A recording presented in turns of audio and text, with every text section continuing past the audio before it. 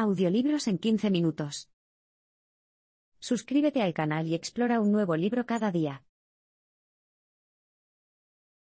A pesar de lo que dicen los economistas de libre mercado, su tema no es una ciencia natural objetiva. Probablemente recordará la enorme crisis financiera que azotó al mundo en 2008. También recordarán que en los meses siguientes, los economistas fueron, aparte de los banqueros, los profesionales más desconfiados del mundo. Sin embargo, esta reacción no fue ni mucho menos injusta para los economistas, fue una respuesta perfectamente razonable a su actitud arrogante de años anteriores. Sencillamente, los economistas habían crecido demasiado para sus botas. Una señal del exceso de confianza de los economistas era su creencia de que solo ellos podían entender completamente las complejidades de la teoría económica. Esto los llevó a descartar cualquier crítica a sus creencias por considerarla demasiado simplista. Sin embargo, este no era, ni es, simplemente el caso. En lugar de ser demasiado complejo para los forasteros, el 95% de la economía es simple sentido común. Puedes pensarlo de esta manera. Cuando vas a un restaurante sabes qué estándares de higiene deseas, aunque no seas un epidemiólogo cualificado. Y lo mismo ocurre con la economía, cualquiera puede apreciar los principios básicos de la materia. Después de todo, no hace falta ser presidente de un banco central para saber que un país no debe apostar todo su dinero en inversiones riesgosas. Esta arrogancia también llevó a la enseñanza económica dominante a descartar cualquier teoría alternativa. Durante las últimas décadas, ha dominado una teoría económica en particular, la teoría neoclásica del libre mercado. Esta creencia supone que cada individuo de la sociedad actúa como un agente racional y egoísta, que solo toma una decisión económica calculando cuánto le beneficiará. La profesión económica llegó a considerar esta teoría casi como una ciencia natural. Esto los llevó a centrarse demasiado en una teoría normativa más que en su aplicación en el mundo real.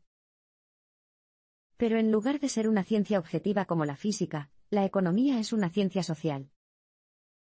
Esto significa que hay muchas teorías alternativas potenciales, cada una tan demostrable como el enfoque del mercado libre.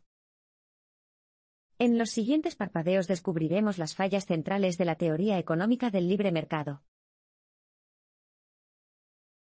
El problema no es el capitalismo, sino la forma en que lo diseñamos. Después de leer estos parpadeos, es posible que comiences a enfadarte mucho con el capitalismo.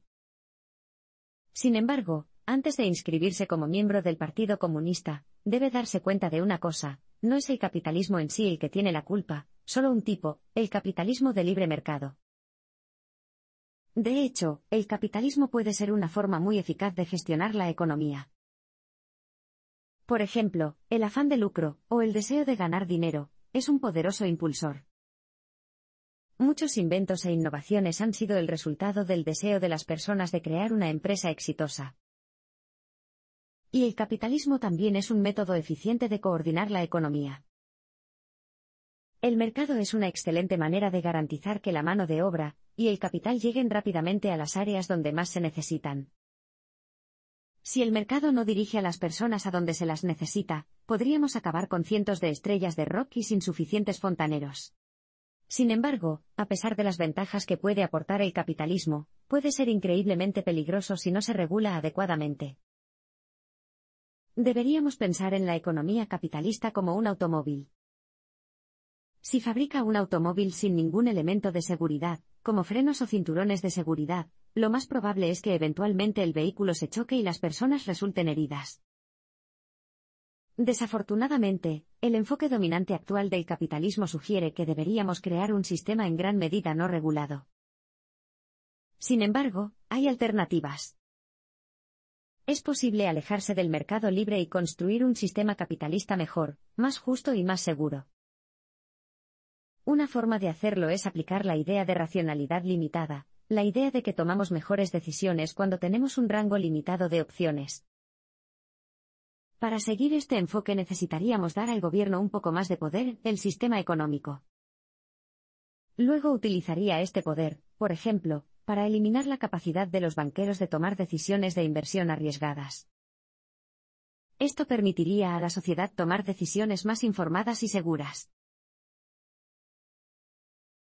A pesar de lo que creen los economistas del libre mercado, los individuos no pueden tomar decisiones económicas completamente racionales. Allá por 1997, dos economistas llamados Robert Merton y Myron Scholes recibieron el premio Nobel en su campo. Sus teorías se basaban principalmente en la idea de que, al tomar decisiones económicas, como dónde invertir su dinero o qué producto comprar, los humanos tomaban decisiones completamente racionales. Tras ganar un premio tan prestigioso, los dos economistas aplicaron sus teorías al mundo real. Sin embargo, en lugar de acumular enormes cantidades de dinero, descubrieron que sus empresas estaban en quiebra, no solo una, sino dos veces en poco más de una década. El fracaso de Merton y Scholes nos enseña un punto importante. No se puede esperar que los seres humanos actúen siempre de manera racional. ¿Por qué? Para tomar decisiones racionales, las personas deben tener en cuenta todos los detalles posibles. Por ejemplo, al decidir dónde invertir los ahorros de toda una vida, necesitamos conocer todos los escenarios posibles, todas las posibilidades alternativas, etc. Solo cuando tengamos toda esta información podremos tomar la mejor decisión. Sin embargo, en el mundo moderno no es posible esperar procesar cada partícula de información antes de tomar una decisión, por lo que nuestras elecciones no pueden ser racionales. Sin embargo, esto no significa que actuemos de manera completamente irracional. En cambio, estamos sujetos a una racionalidad limitada. Nos esforzamos mucho por ser racionales, solo que carecemos de la capacidad intelectual para tomar la decisión perfecta. Pero, ¿cómo podemos cambiar nuestra forma de pensar económica para adaptarnos a esto? Para ayudarnos a tomar las mejores decisiones posibles, el gobierno debe entrar en el mercado para limitar nuestras opciones económicas. Si solo se nos presentan opciones cuyos efectos podamos entender, podemos empezar a tomar mejores decisiones. El gobierno ya actúa de esta manera en otros ámbitos. Por ejemplo, las autoridades nos impiden conseguir medicamentos con efectos secundarios desconocidos o automóviles con normas de seguridad deficientes. ¿Por qué no deberían aplicar las mismas reglas en el mundo financiero? Los seres humanos no somos completamente egoístas, a menudo actuamos por motivos altruistas. ¿Alguna vez has tenido la tentación de huir sin pagar tu viaje en taxi? Lo más probable es que, mientras el conductor no sea Usain Bolt, puedas salirte con la tuya fácilmente. Sin embargo, aunque a veces se te pase por la cabeza esa idea, siempre la ignoras y pagas tu tarifa. Pero, por más razonable que parezca pagar un taxi, los economistas del libre mercado dirían que se está actuando de manera irracional. Afirman que todos estamos programados para actuar solo de manera egoísta y, por lo tanto, siempre debemos huir sin pagar. Para explicar por qué parece que no seguimos su teoría, los economistas del libre mercado señalan las recompensas y sanciones ocultas de nuestras acciones. Estos son los costos y beneficios que, si bien no están claros de inmediato, tendrán un impacto a largo plazo. Así que la razón por la que pagamos los taxis es porque no queremos ganarnos la reputación de evadir tarifas. Una persona con tal reputación sería completamente rechazada por los taxistas, y nunca podría volver a coger un taxi. Sin embargo, la teoría de los costos ocultos y las sanciones no funciona en una sociedad egoísta. Volvamos al ejemplo del taxi. Si nos escapábamos, el papel de sancionarnos recaería en el taxista. Tendría que perseguirnos, pedirnos el billete y probablemente sacarnos una foto para mostrársela a otros taxistas de la zona. Y mientras lo hacía, su cabina quedaría completamente desatendida, con riesgo de robo o daños. Si solo pensara en sí mismo, no tendría ningún beneficio, la tarifa que recuperaría sería pequeña, y, ¿por qué debería ayudar a otros taxistas localizándonos? El hecho es que pagamos nuestro viaje en taxi porque tenemos otras preocupaciones, como la honestidad, el honor y el respeto, y no solo por puro egoísmo. La economía no paga a las personas lo que merecen ganar. ¿Estaría de acuerdo con la afirmación todos debemos ganarnos lo que merecemos? Suena razonable, ¿no? Sin embargo, si eres de un país rico, es posible que desees pensártelo dos veces antes de desearlo. Si le pagaran lo que el mercado cree que se merece, probablemente descubriría que sus niveles de ingresos están cayendo a un ritmo alarmante. ¿Cómo puede ser esto?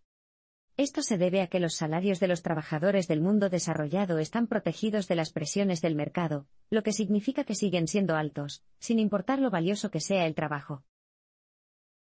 Por ejemplo, sea cual sea su trabajo, habrá personas en otros países que lo harán por menos dinero. No estás sujeto a esta competencia porque el gobierno protege tu trabajo. Utilizan estrictos controles de inmigración para evitar que personas de los países más pobres ingresen a la fuerza laboral. A salvo de estos trabajadores, sus salarios siguen siendo artificialmente altos.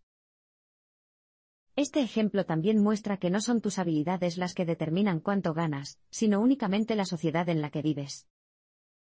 Si vives en una sociedad próspera y productiva, todos los demás pagarán tu salario. Incluso si resulta que eres el trabajador más perezoso e improductivo, seguirás ganando más que un trabajador duro en un país pobre. Y esta injusticia en los salarios también se puede ver en las sociedades individuales. Aquellos cuyos ingresos los coloquen en la cima de la sociedad se encontrarán ganando mucho más de lo que merecen en comparación con los que están en la parte inferior. Por ejemplo, a principios de la década de 1990, los altos ejecutivos descubrieron que sus salarios aumentaban 100 veces el salario del trabajador promedio. 20 años después, esta brecha se había disparado hasta 400 veces.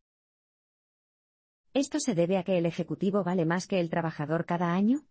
La evidencia sugiere que no, el ejecutivo promedio simplemente no es 400 veces más productivo que el trabajador promedio. Por lo tanto, en términos de mercado, su aumento no es merecido. Un sector manufacturero fuerte es más esencial para el crecimiento económico que una economía tecnológica o de servicios sólida. ¿Qué piensas cuando pasas por delante de una fábrica abandonada y en ruinas? Si vive en el mundo desarrollado, puede relacionarlo con las historias de los medios sobre el declive de la industria nacional. En conjunto, estos factores podrían hacerle pensar que la fabricación está casi muerta en Occidente, sin embargo, se equivoca. La gente suele pensar que la industria está en declive porque malinterpretan las estadísticas. Por ejemplo, las personas ven que hay menos personas empleadas en la industria manufacturera que en el pasado. Sin embargo, esto no significa que haya menos industria, solo que es más eficiente. Sin embargo, muchos responsables políticos han sugerido que los países en desarrollo deberían pensar seriamente en pasar de la industria manufacturera a las economías de los servicios y el conocimiento. Sin embargo, esta medida sería mala para la economía en general. Tomemos los servicios, por ejemplo. La economía de servicios, como el trabajo minorista o el sector de TI, ha crecido en tamaño en las últimas décadas. Sin embargo, sería arriesgado depender demasiado de este sector. Un problema del sector de servicios es su lento ritmo de crecimiento de la productividad. En la mayoría de los casos, un aumento en la productividad de un servicio determinado conducirá a un producto final de menor calidad. Por ejemplo, una representación de Macbeth que dure 10 minutos sería más productiva, pero su calidad se vería seriamente comprometida. Por lo tanto, una economía que dependa de los servicios se encontrará creciendo con relativa lentitud. Luego está la economía del conocimiento, que se basa en la creación y difusión de información. Desde la creación de Internet, la gente ha sugerido que la economía del conocimiento tiene un enorme potencial. Sin embargo, esto está sobrevalorado enormemente. Lejos de ser un invento revolucionario, Internet ha tenido un impacto mucho menor que los avances anteriores en la comunicación. El telégrafo, por ejemplo, redujo la velocidad necesaria para transmitir un mensaje de 2 semanas a 7,5 minutos, lo que redujo el tiempo en un factor de 2,500. Sin embargo, Internet solo mejoró la eficiencia de 10 segundos, con una máquina de fax, a 2 segundos, lo que representa una caída de solo 5 veces. La crisis financiera se debió a la acumulación deliberada de riesgos en el sistema. La crisis financiera de 2008 afectó duramente a toda la economía mundial. Terminó con más de una década de crecimiento económico, y puso de rodillas a algunas de las firmas financieras más importantes. Sin embargo, muchas de las compañías más afectadas por la crisis, por ejemplo, el gigante de seguros AIG o el banco de inversiones Lehman Brothers, en realidad desempeñaron un papel importante en su propia caída. ¿Cómo? En los años anteriores a la crisis, el sistema financiero se había vuelto más complicado. Para encontrar nuevos productos para negociar, se crearon bonos denominados derivados financieros. Aunque al principio eran muy rentables, su enorme complejidad ocultaba altos niveles de riesgo. Para crear estos derivados, se utilizaron conjuntos de valores, como los préstamos hipotecarios, para crear más y más tipos de derivados financieros. Y cuantas más de estas se crearan a partir de la misma seguridad, mayor era el riesgo. Imagínese construir una casa en un terreno minúsculo. Como no puede construir hacia afuera, decide construir hacia arriba y, por lo tanto, agregar piso tras piso a la casa. ¿Qué crees que pasaría? Con cada nuevo piso que añadas, la estabilidad de la casa disminuye y se vuelve cada vez más inestable. Y a esto se sumaba otro problema. Cada nuevo producto financiero que se creó era de peor calidad que el anterior. Volvamos a nuestra casa estrecha pero alta. Imagina construir cada nuevo nivel con materiales cada vez más de mala calidad, como papel o plastilina. Está claro que una estructura de este tipo no podría durar mucho antes de derrumbarse. Y si bien los países de todo el mundo sufrieron la crisis, los más afectados fueron los que más liberalizaron sus mercados. Por ejemplo, Irlanda y Letonia, que habían abierto sus mercados en los años anteriores a la crisis, sufrieron mucho. La economía irlandesa se contrajo un 7,5% y la letona un 16%. A pesar del miedo de los economistas a la planificación económica del gobierno, ya está sucediendo y está funcionando bien. ¿Debería el gobierno interferir alguna vez en el funcionamiento de la economía? Los economistas del libre mercado responderían rápidamente que no. Argumentarían que cuando un Estado se inmiscuye en la economía, el resultado siempre es el caos. Estos economistas señalan el fracaso total de las economías controladas, como las del bloque soviético, y declaran que esto es lo que siempre ocurrirá cuando el Estado interfiera. Sin embargo, a pesar de lo que sugiere la teoría del libre mercado, los gobiernos pueden desempeñar, y de hecho desempeñan, un papel crucial en el crecimiento económico. Por ejemplo, el Estado suele tener un mejor conocimiento de toda la economía que las empresas individuales. Y este conocimiento se puede utilizar para apoyar a las industrias más rentables. Esto es lo que ocurrió en Corea del Sur. La enorme empresa de electrónica LG originalmente quería centrarse en el mercado textil, pero el gobierno no estuvo de acuerdo. Sabían que la empresa tendría más éxito al centrarse en la electrónica y, por lo tanto, la introdujeron en ese mercado. Y esta no es solo una política gubernamental en el mundo en desarrollo. El gobierno de los Estados Unidos también apoyó cuidadosamente el desarrollo inicial de las ya masivas industrias de Internet, la biotecnología y la aviación. Pero, ¿por qué funcionó la planificación gubernamental en estos casos pero no en la Rusia soviética? La clave está en no intentar controlar demasiado. Si el Estado trata de controlar todos los aspectos de la economía, como lo hizo en el mundo comunista, se despegará. Sin embargo, si solo ayuda a guiar al sistema al establecer metas flexibles, como metas de inflación y controlar las tasas de interés, entonces puede lograr el éxito. Al hacer esto, el Estado actúa un poco como el director general de una empresa. El objetivo de un CEO es establecer objetivos estratégicos para garantizar que su negocio avance de manera constante en la dirección correcta. El objetivo del Estado es hacer lo mismo para toda la economía. El bienestar social es vital para un crecimiento económico sólido. En todo el mundo desarrollado, los economistas del libre mercado están pidiendo a los gobiernos que reduzcan sus prestaciones de bienestar social. Argumentan que pagar a las personas prestaciones como el subsidio de desempleo o el pago de vacaciones las recompensa por no trabajar. Sin embargo, a pesar de lo que sugieren sus teorías, la evidencia del mundo real muestra que, lejos de ser una carga, el bienestar social es vital para el crecimiento económico. Podemos ver esto si observamos los mercados laborales. Los países que ofrecen mucha ayuda a los desempleados tienen economías más dinámicas que los que limitan la ayuda. La razón de ello está clara. En los países con poca ayuda para los desempleados, la gente teme perder sus empleos. Por lo tanto, buscan trabajo en áreas de la economía donde se sienten más seguros. Suelen inclinarse hacia profesiones estables como la asistencia sanitaria y la abogacía. Si bien pueden ser importantes desde el punto de vista social, no ofrecen altos niveles de crecimiento económico. Para lograr el crecimiento, es necesario alentar a las personas a entrar en áreas de la economía más riesgosas y emprendedoras. No es sorprendente que a las naciones que ofrecen apoyo a quienes lo intentan, pero fracasan, siempre les vaya mejor que a aquellas en las que el costo del fracaso es la pobreza. Y si bien la evidencia demuestra que el bienestar social ayuda al crecimiento, puede decirse lo contrario de la alternativa de libre mercado, llamada efecto goteo. Los defensores del libre mercado sugieren que si el gobierno gastara menos dinero en asistencia social no necesitaría recaudarlo en impuestos. Los ricos serían entonces libres de invertir su dinero directamente en la economía. Este dinero luego se filtraría por la economía a medida que las inversiones crearan más crecimiento y empleos.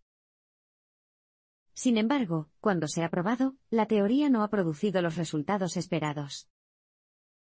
En los países que adoptaron políticas de libre mercado en la década de 1980, como los Estados Unidos y el Reino Unido, el crecimiento en realidad se desaceleró como resultado de ello. Y a medida que el crecimiento se tambaleaba, el dinero dejó de caer y se mantuvo en la cima. Por ejemplo, entre 1979 y 2006, el 1% de las personas que más ganan en los Estados Unidos duplicó con creces su participación en el ingreso nacional, del 10% al 22,9%. Tenemos que dejar de intentar arreglar a los países en desarrollo con las herramientas equivocadas. Muchos políticos, economistas y estrellas del pop de Occidente están seguros de que saben qué políticas ayudarán a acabar con la pobreza en el mundo en desarrollo. Sin embargo, a pesar de su confianza, parece que gran parte del pensamiento del mundo desarrollado respecto a las naciones pobres se basa en ideas falsas. Una falacia popular entre los políticos occidentales es que las causas de la pobreza en el mundo en desarrollo son estructurales. Las causas estructurales incluyen un clima inhóspito, no tener salida al mar o tener un terreno difícil. Sin embargo, si este fuera el caso, ¿no tendrían dificultades económicas los países montañosos, y sin salida al mar de Austria y Suiza? Otra teoría occidental equivocada es que los países en desarrollo carecen del espíritu empresarial dinámico del mundo desarrollado. Sin embargo, este simplemente no es el caso. Los trabajadores autónomos en los países en desarrollo representan entre el 30 y el 50% de la fuerza laboral.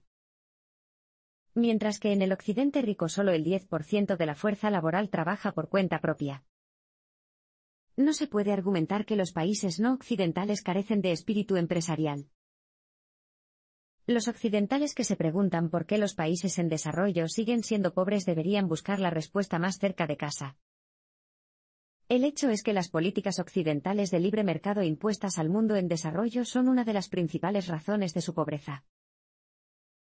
Por ejemplo, en las décadas de 1960 y 1970, los países del África subsahariana experimentaron un crecimiento decente.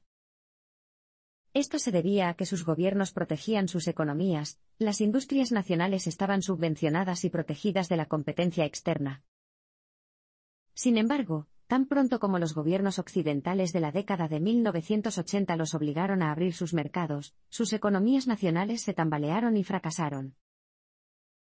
Si queremos invertir esta tendencia y hacer que los países en desarrollo avancen, debemos recordar cómo en Occidente nos hicimos ricos en primer lugar. Ocurrió porque en el siglo XIX los países occidentales protegieron sus economías de la competencia extranjera. En los Estados Unidos, por ejemplo, se prohibió a los extranjeros convertirse en directores financieros, y los aranceles aduaneros sobre los bienes que ingresaban al país se situaban en el 50%. ¿No sería mejor dejar que los países en desarrollo sigan este camino?